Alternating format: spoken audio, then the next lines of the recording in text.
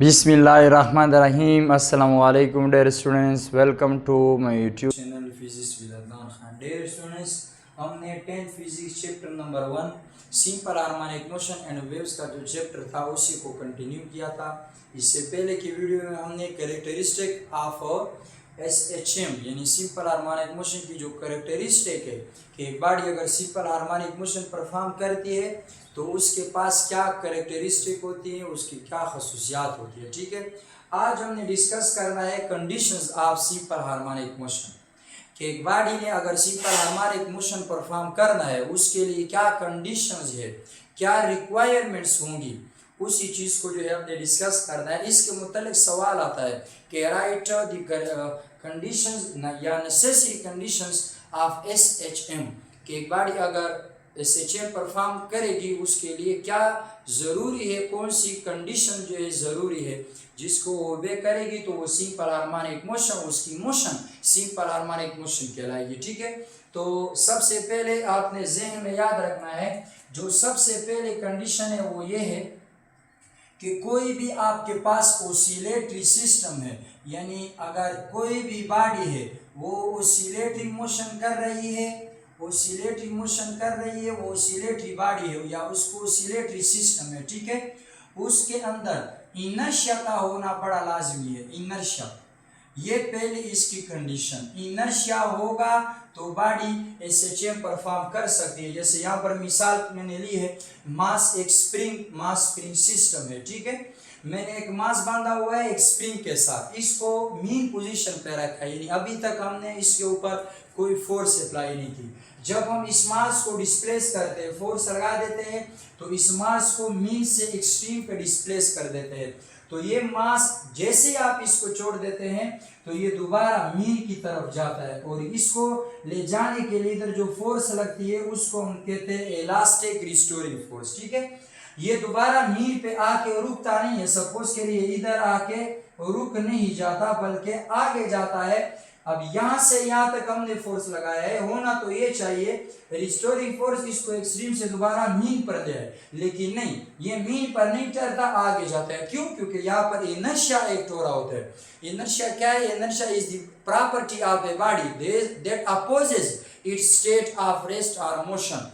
Inertia body की वो property है जो अपोजिशन करती है कि अगर वो रेस्ट पर है वो रेस्ट में रहना चाहती है, अगर वो मोशन में तो वो मोशन में रहना चाहती है। तो ये मास, ये बॉडी जब इस मीन पे आती है, इधर इसके पास अब मोशन है, इसमें मोशन की हालत है या ये मोशन में आ गई है, इसकी हालत अब मोशन में है, हरकत कर रही है, तो इस पॉइंट के ऊपर ये मोशन में ही रहना चाहिए।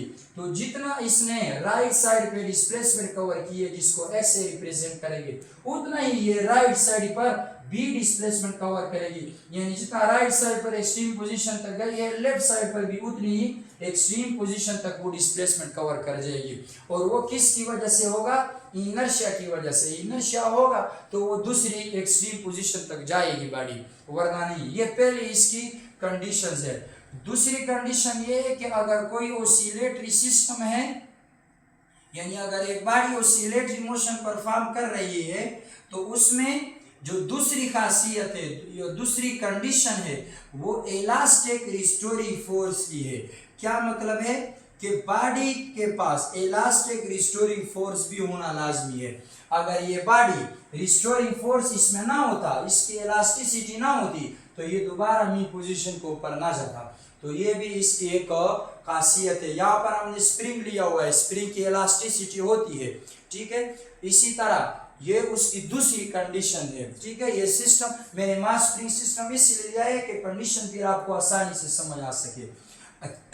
इसके अलावा तीसरी इसमें जो खासियत है, तीसरी इसकी जो कंडीशन है वो ये है कि अगर एक ओसिलेटरी सिस्टम है उसके लिए लाजमी है कि वो हुक्स लॉ को ओबे करेगा। हुक्स लॉ आपको पता है वो बराबर होता है F - kx, यानी रिस्टोरिंग फोर्स बराबर होगा -kx के। इसको हमने आई थिंक डिस्कस किया है सिंपल हार्मोनिक मोशन के टॉपिक में। ठीक है, यानी रिस्टोरिंग फोर्स का डायरेक्ट रिलेशन होता है डिस्प्लेसमेंट के साथ। जो प्रोपोर्शनलिटी हटाते हैं उसकी जगह एक कांस्टेंट लगता है, इस कांस्टेंट को स्प्रिंग कांस्टेंट कहते हैं। ठीक है, स्प्रिंग कांस्टेंट। अच्छा, ये इसकी थर्ड नंबर पे जो है कंडीशन है। इसके अलावा फोर्थ नंबर पे जो इसकी कंडीशन है, ये ऊपर वाला मैं रेस कर देता हूं ताकि इसकी फोर्थ कंडीशन यहां पर लिख सके। नंबर 4 पे जो इसके पास कंडीशन होगी वो कौन सी है, यहां पर ये लिख देता हूं। नंबर 4, अगर आपके पास कोई सिस्टम है ओसिलेटरी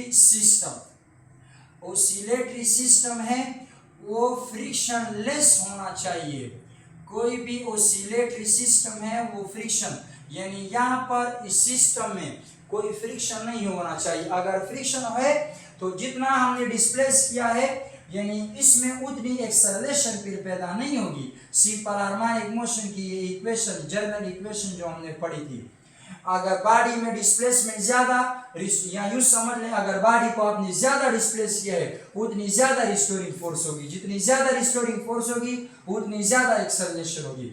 लेकिन ये कंडीशन सूटेबल करने के लिए आपके पास फ्रिक्शनलेस होना लाजमी है, सिस्टम का फ्रिक्शनलेस होना लाजमी है, तब हम ये सूरत जो है लेके आ सकते हैं कि रिस्टोरिंग फोर्स का डायरेक्ट रिलेशन होगा डिस्प्लेसमेंट के साथ। यानी जितनी ज्यादा डिस्प्लेसमेंट उतना ज्यादा रिस्टोरिंग फोर्स, जितना ज्यादा रिस्टोरिंग फोर्स उतनी ज्यादा एक्सेलरेशन बॉडी में पैदा होगी। तो ये इसकी 3-4 कैरेक्टरिस्टिक है जो शार्ट क्वेश्चन में आती है, और आपके बुक के शार्ट क्वेश्चन में भी ये सवाल किया गया है। Right the condition, right the necessary conditions of SHM, इस सिंपल हार्मोनिक मोशन की जो कंडीशन है उसको राइट, उसको लिखे, ठीक है ना। तो ये 4 कंडीशंस हैं सिंपल हार्मोनिक मोशन, यानी एक बॉडी अगर ओसिलेशन कर रही है, ओसिलेटरी तो उसकी मोशन होगी, लेकिन उस बॉडी ने सिंपल हार्मोनिक मोशन परफॉर्म करना है तो उसके लिए क्या कंडीशन है, उस बॉडी ने क्या करना होगा, उस बॉडी में क्या एबिलिटी होनी चाहिए, उसके लिए मैंने बता दिया है। पहले कौन सी है, इनर्शिया, दूसरी elastic force, elastic restoring force होना चाहिए, तीसरा हुक सलाख को वेक करना है। नंबर 4 पे आ जाती है फ्रिक्शनलेस होनी चाहिए, वो सिस्टम फ्रिक्शनलेस होना चाहिए।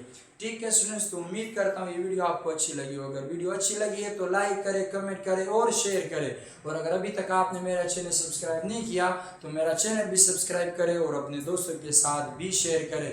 हमेशा खुश रहें। अल्लाह हाफिज़।